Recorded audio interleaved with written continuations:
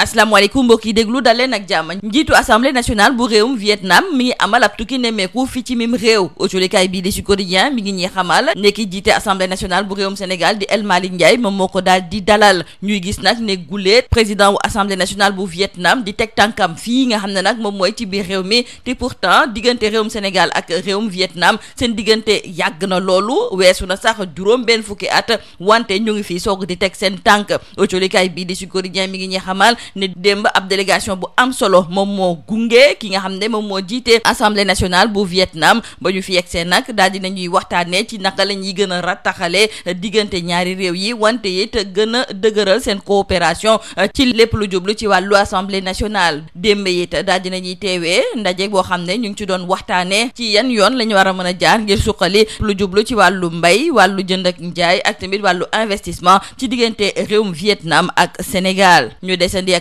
kay bii di Sud Quotidien mi ngi ñëwaat ci ndajep conseil des ministres bi nga xam ne ñu ngi ko doon amal démb waxtaane nañ fa nag ci mbir yu bëri su narango yi daal dinañ ciy tànn wàllu jàngale bu kawe bi wàllu ndox bu sell wi fexe nag ba ñëpp war see mën a jot wàllu jënd ak jaay ak tamit wàllu diplomatie. autolikaay bi di Le Soleil di ci yokkit lu jublu ci wàllu bërëb yi nga xam ne base militaire française yi fa la ñu nekkoon yorin yi ci wàllu marché yi loolu yëpp njiitu réew mi daal dina ciy jukki te am na nag yenn ci ay tëralin yoo xam ne daal dinañu koy fësal ba léegi ci biir colikaay bii di yor bi suñu naataangoo yi tamit di ñëwaat ci li nga xam ne moom mooy ndajeb conseil des ministres di ñu xamal ne ci lu jublu nag ci wàllu ndóol wàllu ñàkkum xëy yenn ci ay gox yoo xam ne nag ngir nga dem fa dafa am ay jafe-jafe loolu yëpp dafa mel ni ne jëwriñ gu njëkk gi di Ousmane Sonko moom daal dinay xamle ne gouvernement am dina ci xar tànku tubéyam fexe ba mu daal di mucc ayib. ñu jukki ci wàllu yëngu-yëngal yi nga xam ne ñu ngi koy nemmeeku ci wàllu yoon ñii nga xam ne nag ñoom ñooy liggéeykat yi bootu ci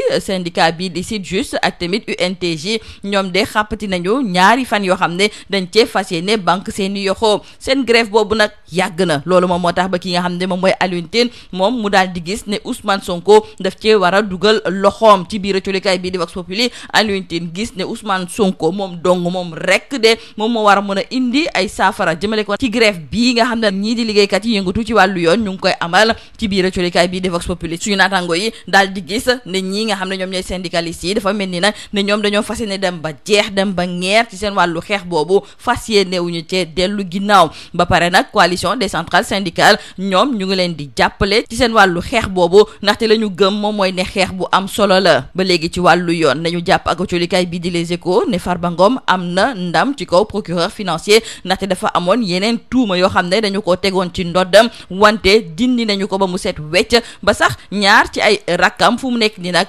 caabi féeteetu leen ginnaaw boobu fekk na ki nga xam ne nag moom mooy Maodo Malick Mbaye autolikaay bi di Point Actu du ñu xamal ne bu ñu sukkandikoo ci ay avocat am moom fu mu nekk ni caabi féete na ko ginnaaw wante la ñu koy tuumaal yëpp dafu ca lenn rax ci dolli Maodo Mbaye moom ci boppam daal dinay xamle ne koppar gi ñuy wax ne moom moo ko daal di luubal defu ko ñoom ñooñu di ay avocat am kon dinañu def seen kéemtalaay kàttan ba ñu daal di koy jox li nga xam ne moom mooy bàyyip ndéginiku autolikaay bi di L'As moom di ñëwaat ci affaire François Mancabou ndaxte dafa amaat ay audition yoo xam ne dañu ko cee tàmbali wante dafa mel ni nag ne njabootam nii nga xam ne nag noonu la yoon di doxalee ci wàllu dossier wu ki nga xam ne moom mooy François Mancabou ñoom ànduñu ci wàllu yoon dañ ciy des ndaxte autolikaay bii di Tribune mu ngi ñuy xamal ne ak grève bii nga xam ne waa SYTJUST ak tamit UNTJ ñu ngi koy amal loolu day tax na tamit ba kaso yaa ngi fees dell wante yi kaso yi la ko feesal moom mooy mandat de dépôt yu bëri yi nga xam ne ñoo ngi koy faral di amal détenu yi nag di wéy di bëri ci biir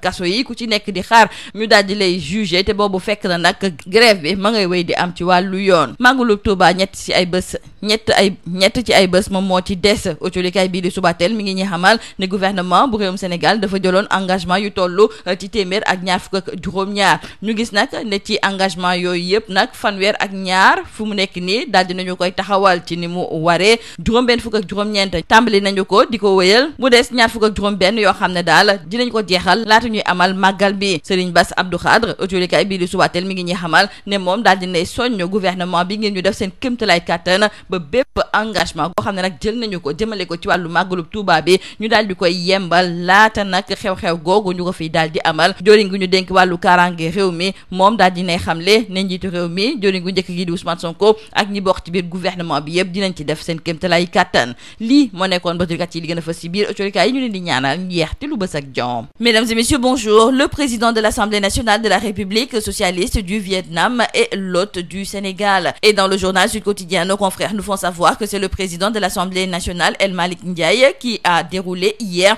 le tapis rouge à son homologue. Et à en croire nos confrères, cette visite, première du genre depuis l'établissement des relations diplomatiques il y a près de 60 ans, marque un tournant dans les liens bilatéraux. Le président de l'Assemblée nationale du Sénégal, El Malick Ndiaye, a annoncé la signature d'un accord de coopération parlementaire avec son homologue et selon ce dernier, cet accord marque une étape majeure vers un partenariat structuré et durable entre les deux parlements. Ensuite, El Malick Ndiaye et son hôte se sont retrouvés pour co-présider la cérémonie d'ouverture d'une table ronde sur les politiques et les lois visant à promouvoir la coopération dans les domaines de l'agriculture, du commerce et de l'investissement entre le Vietnam et le Sénégal. Restons avec nos confrères du journal Sud Quotidien qui reviennent sur la réunion du Conseil des ministres qui s'est tenue hier. Et selon nos confrères, plusieurs sujets majeurs ont été abordés, notamment la transformation de l'enseignement supérieur, la souveraineté hydraulique et militaire, ainsi que l'équité sociale. Et dans le quotidien Le Soleil, nos confrères y ajouteront la gestion des marchés, en plus donc de l'accès à l'eau, des emprises militaires, mais aussi de l'enseignement supérieur.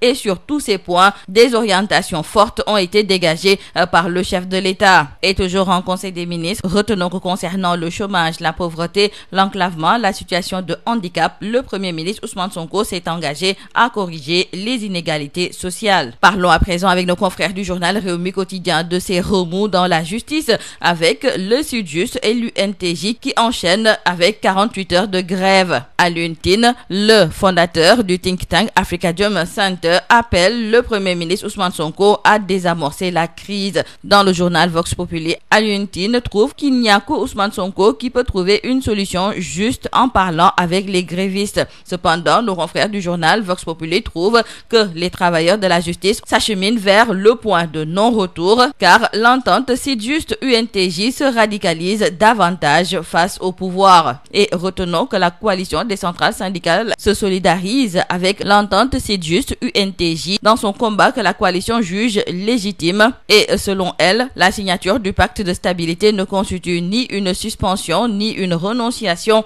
au droit de grève pour les syndicats qui leur sont affiliés et ce droit est garanti par la Constitution et elle demeure pleinement en vigueur. En tout cas, nos confrères du journal Tribune trouvent que la liberté est maintenant menacée avec ces mandats de dépôt à gogo, les prisons qui sont pleines et la justice en grève. La distribution automatique de mandats de dépôt favorise le surpeuplement des prisons. Les détenus s'entassent dans des chambres en attendant d'être jugés et les travailleurs de la justice se radicalisent davantage contre le gouvernement. Nos confrères du journal Les Échos notent cette double victoire de Farba Ngom contre le procureur financier. En effet, l'infraction d'association de malfaiteurs en bande criminelle organisée a désormais sauté et même les frères de Farba Ngom ont été sauvés de prison. Pour ce qui est de Maodo Malick Mbaye, il était le directeur général de l'ANAMO, actuellement sous mandat de dépôt. Son avocat brise le silence dans le journal Point Actu. Ce dernier donc déclare que Maodo Malick Mbaye est quelqu'un de bonne foi, il n'a rien à se reprocher